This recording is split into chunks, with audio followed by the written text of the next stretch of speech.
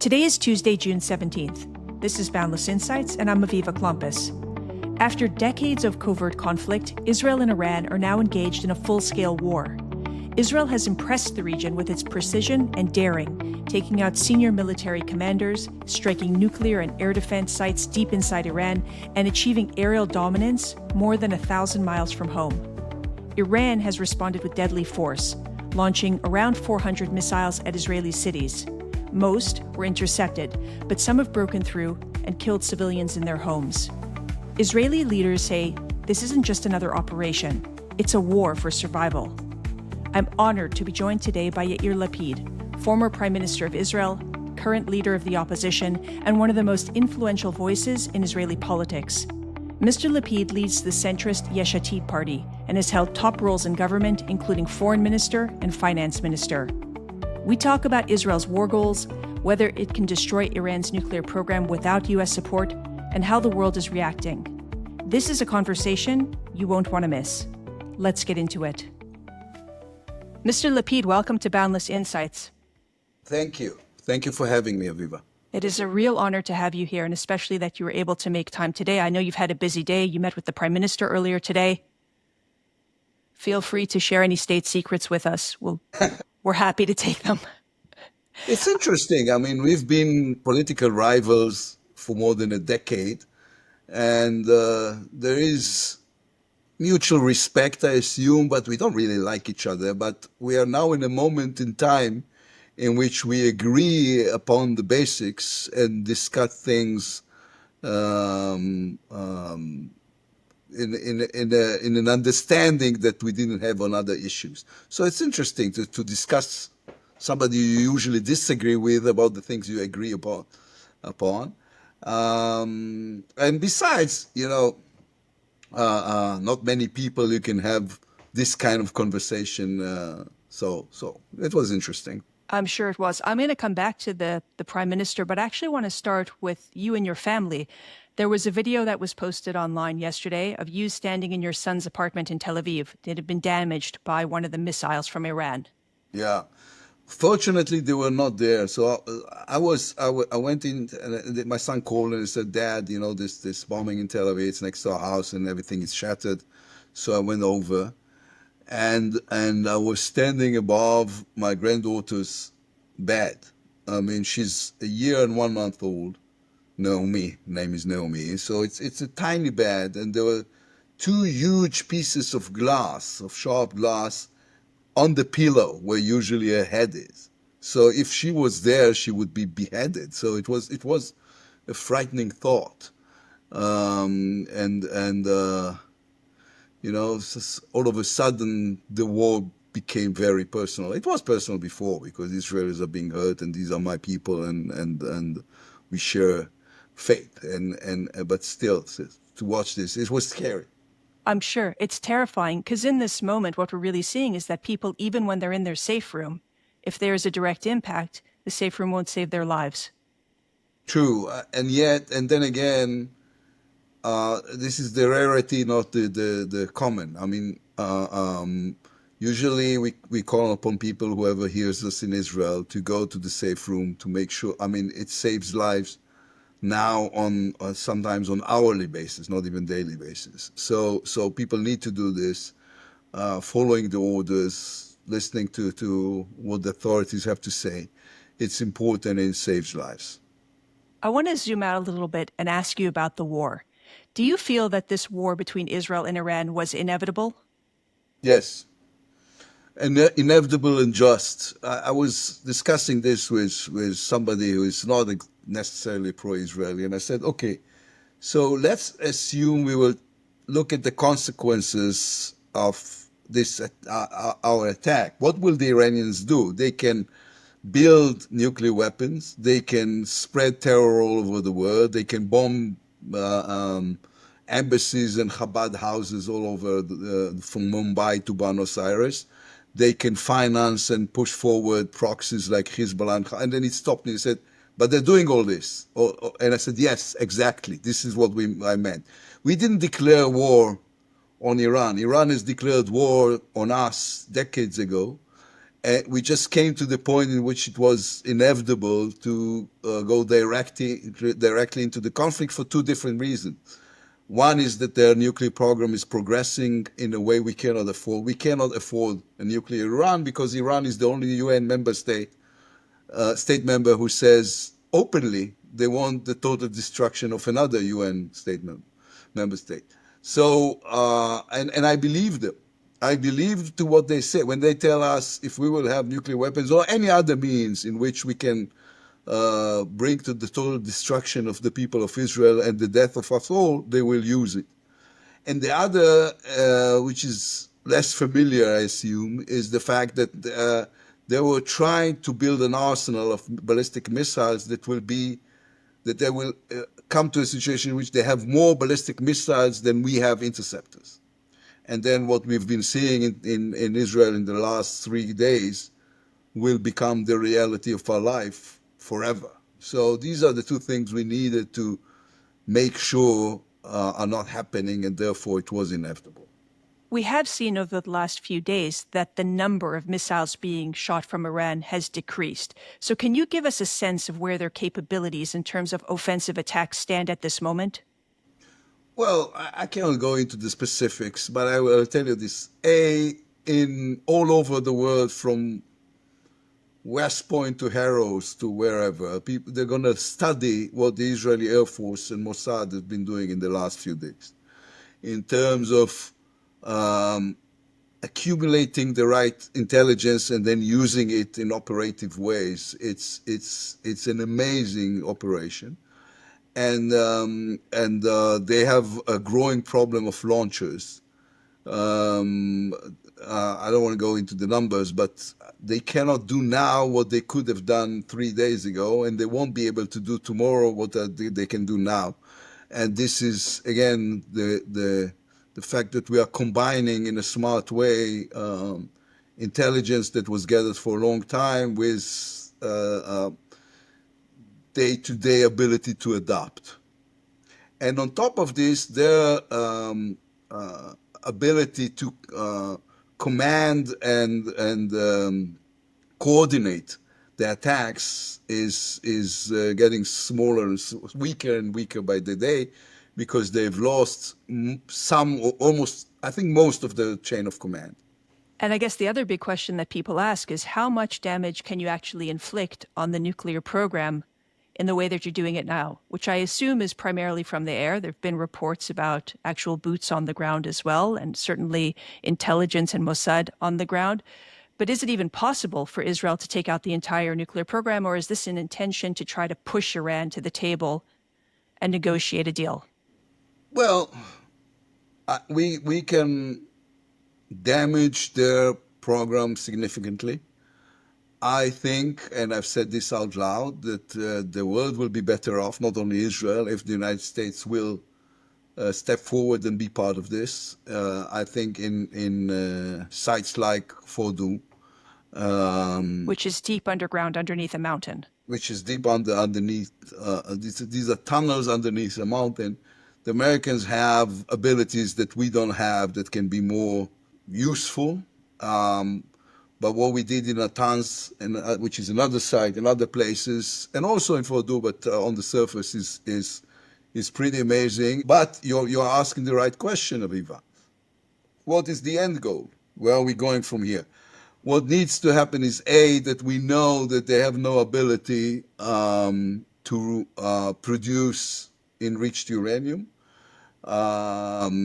And the weapon group is gone, and the scientists that are operating or behind the weapon group are gone, and that there will be an agreement that will have 5 necessary components.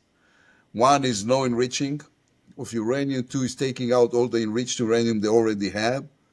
The 3rd is no ballistic missiles aimed at Israel or anywhere else for that matter.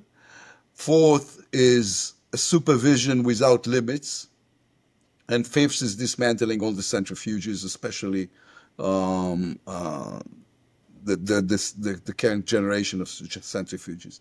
So these are the 5 elements that are necessary for us to know that Iran is incapable of developing nuclear weapon. And they should know we are after their ballistic missiles industry as well. And how aligned is the United States with the goals that you just laid out? Well, they know all this from previous rounds. Part of the discussion we had in 2015, when the United States was approaching the JCPOA, the agreement had to do with these elements.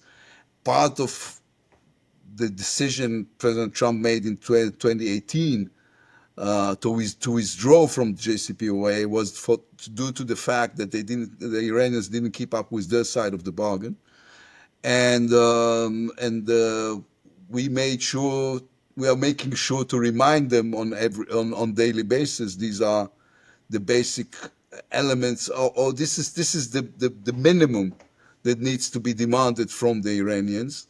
And now there is a huge exclamation signal next to these demands. That's an understatement. Let me ask it a little differently. In the last 24 hours, we saw a lot of statements coming from President Trump making clear that America will be safer if Iran does not have a nuclear weapon. So my question for you is, do you believe that President Trump has made a decision on whether to get involved militarily? Well, it's not up to me or not up to every Israeli to say what You came from a security briefing, so I'm just checking. Still, I know. But listen, I'm sure President Trump will do whatever is good for the United States and the world. And I'm happy for the fact that he said that this has to do with American security and the global security, not only Israel's security. Right. And of course, he's right.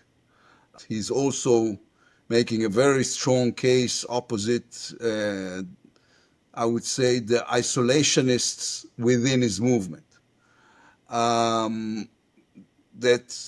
And what it means is, listen, we can say about several issues that the United States has nothing to do with it, but if the other party thinks otherwise, then we're not.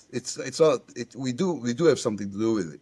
Right. And Iran is explicit: death to Israel, death to America. They always follow. Yes. Well, actually, it's in the order is the reverse. It's death to America. I mean, the United States is the big Satan. We are the small Satan, and therefore, what needs to happen, what I think is the right thing to do, is for the United States to get involved, to finish what we have started, or to cooperate with us, and then to handle the negotiation in order not to have the week that we are having ever again. When I think about the conflict, it seems to me that this is a war for the West, and the West is mostly AWOL, and they're just watching the little kid from the back of the class go up against the big bully and kind of waiting to see what happens, when it's really their security at risk as well. Yes, you're right. It's a very good metaphor, and the class bully, if he won't be beaten by the little kid from the back of the class, he will go and try to beat someone else. Everyone, because exactly. This is what bullies are doing, and we have no problem with the Iranian people. We have a deep problem with the regime. It's almost a riddle to me. Why is it that they're so preoccupied with Israel? I don't remember who I discussed it with. Yeah, it was a bunch of American senators, bipartisan delegation. Israel is I think, the last subject in which you can have a bipartisan delegation, because polarization is not only in Israel but also in the United States. But we were discussing, and I said, you know what? I like you.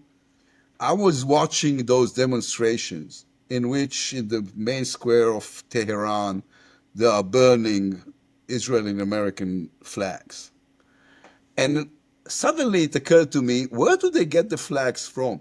That's a good question, actually. Do they have like a factory who's of producing Israel in and Iran? American flags? Is there a guy in Tehran that is producing Israeli and Is there American Amazon flags? Prime in Tehran? Yeah, and you're wasting good money on importing them in order to burn them in the street. So it was, all of a sudden, it was comic to me. Basically, Iran, we don't have a border in Iran. We don't have a history with Iran. We don't have any reason on earth to have a fight with Iran. The only reason we are in this existential war with Iran is because this regime is fanatic and as crazy as it gets. Do you think that the Iranian people are going to rise up against the regime? I hope so, for their own good. I think this regime has made their lives miserable and poor and fanatic and suppressed. And Iran, unlike many other Arab countries, has a collective memory of how is it to be a free society. I mean, the Shah was not exactly a model of enlightenment, but they had a freer life, and they have a very interesting democratic instinct that you could see on the Green Revolution and on other moments in their history. So hopefully one day, and maybe this day is not as far as people think, they will rise up and say, okay, enough is enough. We have been ruled now by a crazy 88 or approaching 89-year-old fanatic who's making our lives miserable, and it's time to say to stop this. Well, let's go back to this point of your alignment with the prime minister in this moment. Do you believe that this is a real turning point in the Middle East? Yes, I think since so much of the turmoils and problems of the Middle East were coming from Iran, a different Iran is a different Middle East. So we have now, if you look at the last 2 years, I mean, the majority of things that happened in the last couple of years were horrible for us. October 7th of this, of course, is the number one thing, and the fact that our hostages are not home yet. But we have a very different Syria. We have a very different Lebanon. It is significant that even now, even though the Iranians really wanted Hezbollah to get involved, thus far they didn't. Um, and on the other hand, you look at all the peace agreements: Egypt, Jordan, Emirates, Bahrain, Morocco. Everything is held. Everything has held during difficult times with difficult public opinion in some of the Arab world, in the majority of the Arab world. I think it was a mistake. We should have been in Riyadh in the conference with the Saudis, and we didn't. This is part. This is again. This is one of the conflicts that I have with the Prime Minister that were put aside in the last week. So I think we are seeing a very different Middle East, and with possibilities that are opening now that we didn't have before. Given all of that, how do you assess the prime minister's handling of this war?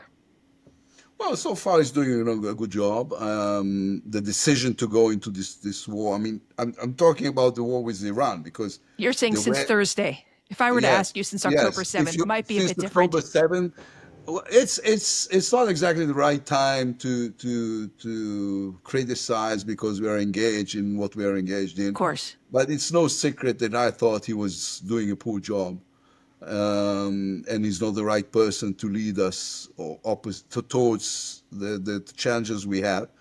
But as you know what, in some ways, I think it is even stronger. I mean, when his ministers or followers are saying, I support what he's doing in Iran, then people say, okay, this is what they do. They support him and follow him. Uh, when I'm saying, listen, I disagree with him on everything, and I think it was the October 7th was a responsibility he didn't take and he should have, and yet I support what he's doing in Iran, then maybe it adds an extra force to the That's a words. big statement. Yeah, yeah. Absolutely. I'm looking at your pin. You mentioned the hostages. It's certainly been on my heart and my mind. What does all of this mean for the hostages? Somewhere in between hope and pray, that the fact that everyone is preoccupied with Iran will work for the benefit of a hostage deal. I mean, the kind of resistance within the Israeli society for a hostage deal because it comes with an ending of the war in Gaza has shifted a little bit because everybody understands there's something bigger happening on the military side of the equation, and therefore maybe it is time to stop the war in Gaza and return all the hostages. I know Steve Witkoff is working on this. I know there is an opening for a new round of negotiations, but I don't want to disilluge the families. There's still a long walk until we get there.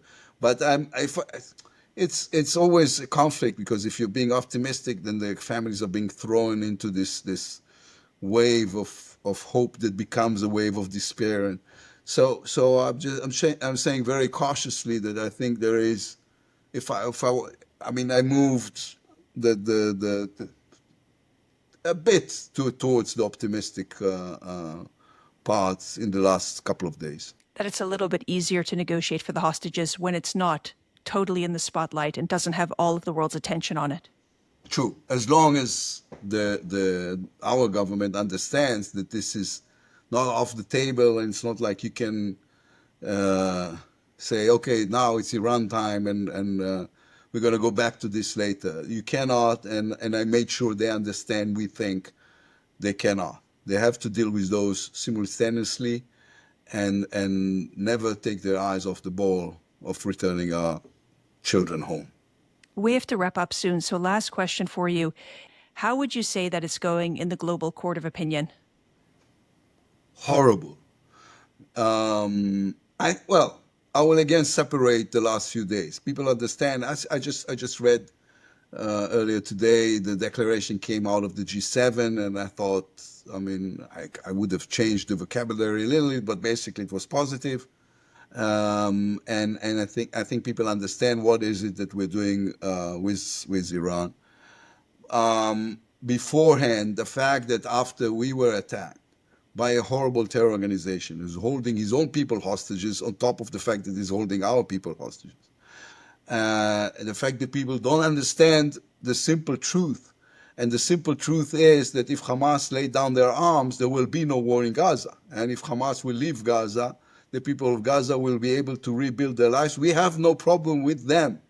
And of course, we don't have any war with children, and we are sorry for the loss of life, any innocent loss of life, especially of children. Children shouldn't die in grown-ups' wars.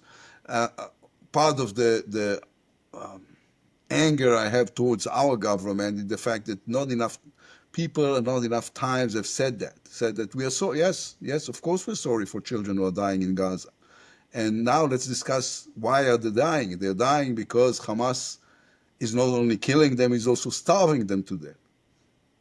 While we are doing, we are probably the first country on earth that is trying to help humanitarian aid going into the territory of the enemy during war. So the fact that the Israeli Hasbara is so poor has to do with the fact that this is, again, as I told you at the beginning, Aviva, I don't want to be negative this week, but basically this is a government who's not doing a good job in anything, from all the domestic issues that your listeners don't care about. I don't know, transportation, taxes, the miserable situation of the Israeli middle class. So they're not doing a good job in Hasbara as well, while we have a case that could have been portrayed in a much stronger way.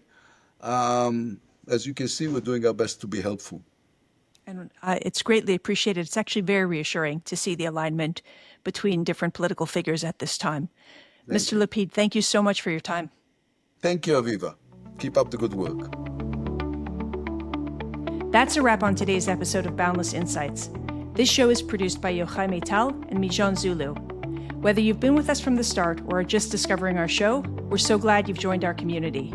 If today's conversation sparked a question, challenged your thinking, or made you nod vigorously, I want to hear from you. Drop a comment on Spotify, use the Right to Aviva link in the show notes, or email me at podcast@boundlessisrael.org. Your feedback gives us ideas for new topics and new guests. And if you believe these conversations matter, help us spread the word. Share an episode, post about it, mention it in a group chat, send it to your family. It all makes a difference. Finally, don't forget to follow or subscribe so you never miss an episode. Until next time, stay curious, stay informed, and keep the conversation going.